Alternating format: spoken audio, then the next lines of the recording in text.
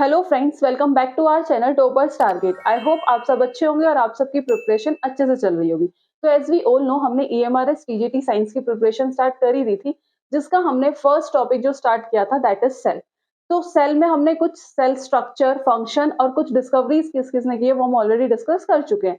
तो आज की इस वीडियो में हम उसी से रिलेटेड कुछ इंपॉर्टेंट क्वेश्चन डिस्कस करने वाले हैं, जो आपके एग्जाम के पॉइंट ऑफ व्यू से बहुत ज्यादा इंपॉर्टेंट है, जितना हम अब तक पढ़ चुके हैं।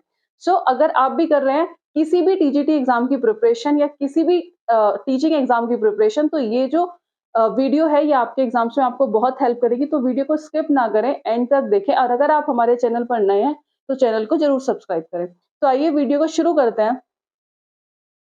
तो जब जो सबसे पहला क्वेश्चन है वो है आपका, which of the following technique other than microscopy is used for study of cell.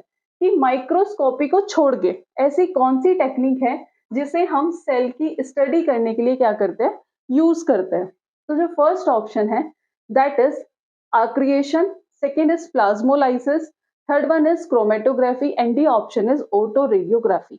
तो जो इसका करेक्ट आंसर है that is autoradiography. Autoradiography एक ऐसी टेक्निक है जिसे हम सेल की स्टडी करने के लिए क्या करते हैं, यूज करते हैं। Is used for the study of cell. तो आप एक शॉर्ट नोट करके भी लिख सकते हैं कि auto radiography and microscopy is used for the study of cell. कि हम इन दोनों टेक्निक्स को सेल की स्टडी करने के लिए क्या करते हैं, यूज करते हैं। तो डी ऑप्शन क्या हो जाएगा आपका correct answer. Second question is that the term protoplasm for the cell content was coined by। कि सेल कंटेंट के लिए प्रोटोप्लाज्म टर्म किसने दी थी। तो फर्स्ट ऑप्शन है von Mohl, second is J Purkinje, after that third option है JS Huxley and Hertwig, and last one is M सुच। तो जो आपका करेक्ट आंसर है, जो प्रोटोप्लाज्म को सेल कंटेंट के लिए डिस्कवर्ड किया था वो किया था JE पुरकेंज ने, जो आपका बी ऑप्शन हो जाएगा that is the correct answer. Next question देखते हैं। Question number third is which of the following is the basic unit of inheritance in living organism। Living organism के लिए इनहेरिटेंस की जो बेसिक यूनिट है वो कौन सी है। Which control the transfer of heredity characteristics from parent to offspring. कि जो क्या करती है, हेरिडिटी कैरेक्टरिस्टिक्स जो ट्रांसफर होते हैं पेरेंट टू प्रोजेनी या पेरेंट टू ऑफस्प्रिंग, उन्हें कौन कंट्रोल करता है। तो अगर आंसर की बात करें, जो फर्स्ट ऑप्शन है that is gene, second chromosome, third DNA and fourth one is cell.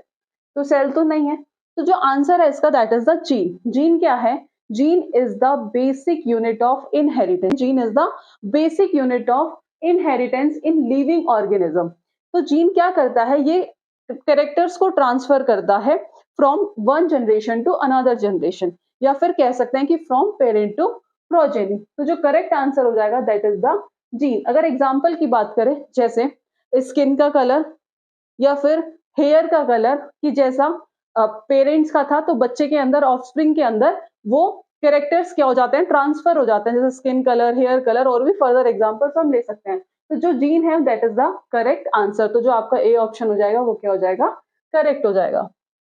Next देखते हैं। Question number fourth is which of the following cell organelle help in cell division and control the activity and heredity characters of the cell। ऐसा कौन सा cell organelle है जो cell division में help करता है, और जो भी एक्टिविटी हमारी या हेरिडिटी कैरेक्टर जो भी सेल के अंदर है उन्हें कंट्रोल करने का काम कौन करता है। First option is endoplasmic reticulum, second is nucleus, third is Golgi apparatus and fourth is none of these. अगर इसके करेक्ट आंसर की बात करें that is the nucleus. Nucleus किस में हेल्प करता है, न्यूक्लियस हेल्प करता है in cell division. In cell division nucleus की डिस्कवरी किसने की थी, तो न्यूक्लियस की डिस्कवरी की थी रॉबर्ट ब्राउन ने। और न्यूक्लियस को और क्या कहते हैं हम, that is known as manager of the cell या फिर brain of the cell. Brain of the cell, brain of the cell या फिर मैनेजर ऑफ द सेल्स क्यों कहते हैं, क्योंकि ये क्या करता है, जितनी भी एक्टिविटीज सेल के अंदर हो रही है उन्हें कंट्रोल करने का काम कौन करता है, वो करता है न्यूक्लियस, जो आपका बी ऑप्शन हो जाएगा, that is the correct answer. In details हम अपने आने वाली वीडियोस में डिस्कस करेंगे न्यूक्लियस का स्ट्रक्चर एंड फंक्शन, तो आप हमारे चैनल से जुड़े रहे उन वीडियोस के लिए। तो नेक्स्ट क्वेश्चन देखते हैं, question number 5 is the theory that all the cells arise from pre existing cell. एक थ्योरी में कहा था, जो हम ऑलरेडी डिस्कस कर चुके हैं, कि जो सेल्स अराइज होती हैं, जो सेल्स हमें मिलती हैं, वो किससे मिलती है? वो हमें प्री एग्जिस्टिंग सेल से मिलती हैं। ओमनी सेलुला ई सेलुला वॉज प्रपोज्ड बाय, ये किस साइंटिस्ट ने प्रपोज किया था कि जो सेल है वो हमें कहां से मिलती है? वो प्री एग्जिस्टिंग सेल से मिलती है। तो हमने सेल थ्योरी पढ़ी थी, जो सेल थ्योरी दी थी वो दो साइंटिस्ट थे, सिचलेडिन एंड सचवॉन। सिचलेडिन एंड सचवॉन ने क्या दी थी? सेल थ्योरी दी थी। उसके बाद एक और साइंटिस्ट आए थे, रुडोल्फ विर्चो, जिन्होंने कहा था जो सेल अराइज होती है वो किससे होती है? फ्रॉम प्री एग्जिस्टिंग सेल से। तो जो इसका करेक्ट आंसर हो जाएगा, that is a C option. Rudolf Virchow ने कहा था कि जो सेल्स अराइज होती हैं, जो नई सेल्स बनती हैं, वो कौन सी सेल से बनती हैं? फ्रॉम प्री एग्जिस्टिंग सेल से।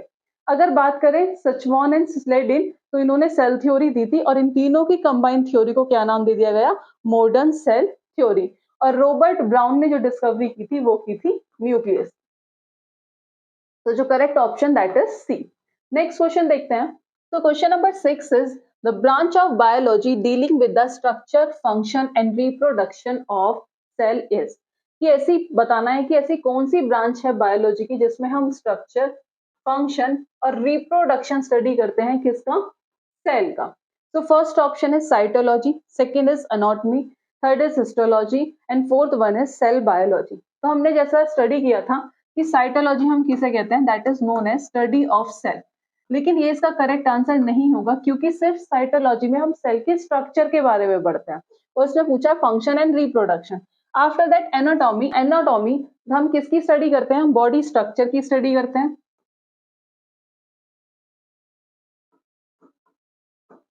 After that, histology, study of tissue, and last one is cell biology। तो सेल बायोलॉजी एक ऐसी ब्रांच है बायोलॉजी की जिसमें हम सेल के स्ट्रक्चर, फंक्शन और रिप्रोडक्शन को स्टडी करते हैं। तो जो करेक्ट आंसर हो जाएगा आपका D, cell biology is the correct answer. Next question देखते हैं। Question number 7 is cell theory was formulated by. ये सेल थ्योरी किसने दी थी?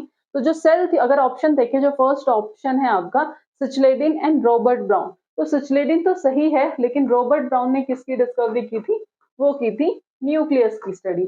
After that Schleiden and Schwann, yes, जो आपका बी ऑप्शन हो जाएगा वो क्या हो जाएगा? करेक्ट आंसर हो जाएगा। जो सेल थ्योरी दी थी वो कौन से साइंटिस्ट थे? Schleiden and Schwann. After that Schwann and Robert Brown, ये भी करेक्ट है। और last option Robert Hooke and Robert Brown, क्योंकि जो रॉबर्ट हुक थे उन्होंने किसकी डिस्कवरी की थी? सेल की डिस्कवरी की थी। तो बाकी के ऑप्शन क्या हो गए आपके? इनकरेक्ट। तो जो सही ऑप्शन है वो हो जाएगा बी, कि सिचलेडिन एंड सचवॉन ने कौन सी थ्योरी दी थी? Cell theory. तो B is the correct answer. Next question देखते हैं। Question number 8 is Robert Hooke use the term cell in the year.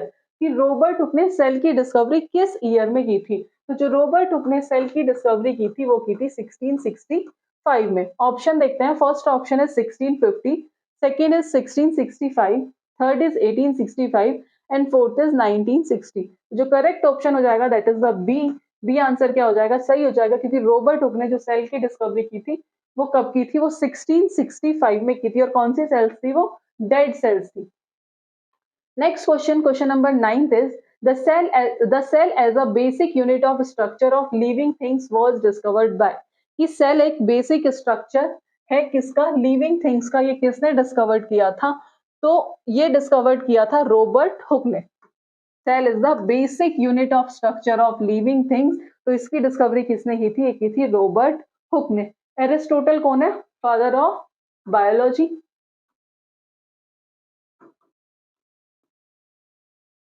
सिचलेडिन and Schwann ने कौन सी थ्योरी दी थी? Cell theory. और जॉर्ज मेंडल ने किस पे डिस्कवरी की थी? इन्होंने की थी पी प्लांट। ये हम इनहेरिटेंस में स्टडी करेंगे। After that next and last question, which are the longest cell in the body of man. ये हम ऑलरेडी डिस्कस कर चुके हैं। तो इसका जो करेक्ट आंसर होगा that is the nerve cell. Nerve cell क्या होती है? That is the longest cell in the body of a man. तो जो करेक्ट आंसर हो जाएगा आपका वो कौन सा हो जाएगा? सी हो जाएगा। तो ये थे कुछ 10 क्वेश्चंस जो हमने अब तक जितना कवर किया है उनसे रिलेटेड। तो अगर आप ये वीडियो देख रहे हैं तो खुद से क्वेश्चंस करने की कोशिश करिएगा और हमें कमेंट बॉक्स में कमेंट करिएगा कि आपके कितने क्वेश्चन सही हुए हैं।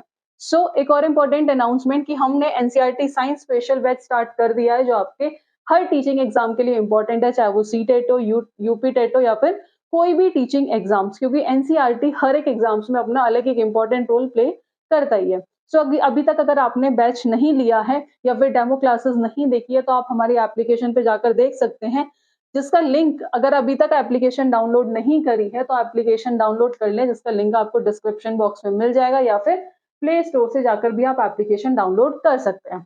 और इस पीडीएफ के लिए आप हमारा टेलीग्राम ग्रुप ज्वाइन कर लें, जहां से आपको नोट्स और पीडीएफ मिलती रहेंगी और फर्दर इंफॉर्मेशन और अपडेट्स भी आपके एग्जाम से रिलेटेड वहां आपको मिलती रहेंगी। आई होप आपको वीडियो पसंद आई होगी। फर्दर ऐसी वीडियोस के लिए आप हमारे चैनल से जुड़े रहिएगा। अगर आपकी कोई भी डिमांड है आपके एग्जाम से रिलेटेड तो भी आप हमें कमेंट बॉक्स में कमेंट करके बता सकते हैं। वीडियो अच्छी लगी हो तो please like, share and subscribe. आज की वीडियो में इतना ही, मिलते हैं नेक्स्ट वीडियो में नेक्स्ट टॉपिक के साथ। Thank you.